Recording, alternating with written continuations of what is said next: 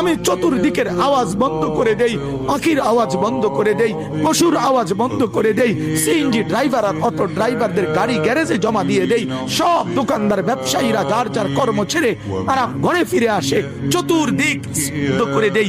আল্লাহ বলেন তুমি ঘুমাবা বলে, তুমি ঘুমাবা বলে, তুমি ঘুমাবা বলে তোমার জন্য আমি দু চোখে ঘুম পাড়িয়ে দেই।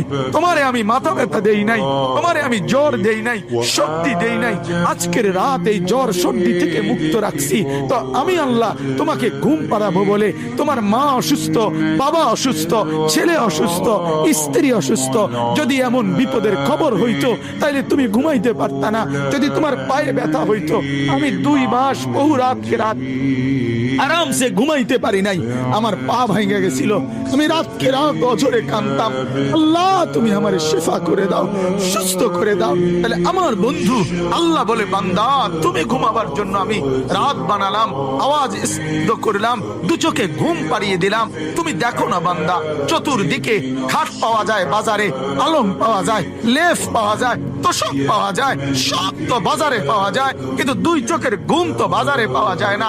আমি ঘুম পাড়াই, আমি ঘুম পাড়াই, আমি ঘুম পাড়াই, আমি ঘুম পাড়াই। তোমার মা ঘুমায় যায়, তোমার বাপ ঘুমায় যায়, তোমার স্ত্রী ঘুমায় যায়, তোমার বন্ধুরা ঘুমায় যায়, তুমি যেই নারীকে ভালোবাসো সেও তো ঘুমায় যায়।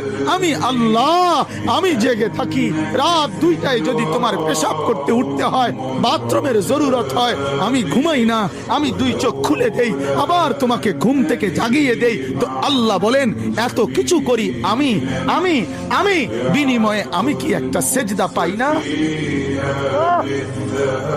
এই নাফরমান সন্তান, এই মুসলমানের ছেলেরা যারা ঢুকছো এখন, বলো তুমি মুসলমানের বাচ্চা কিনা? মুসলমানের বাচ্চা যদি হয়ে থাকো, কেন সেজদা করলে না?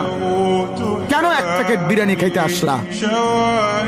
কেন আসলা বেটা? লজ্জা লাগলো না বেটা? এই বেটারা কেন ঢুকলি বেটা? নির্লজ্জরা ঢুকলি কেন?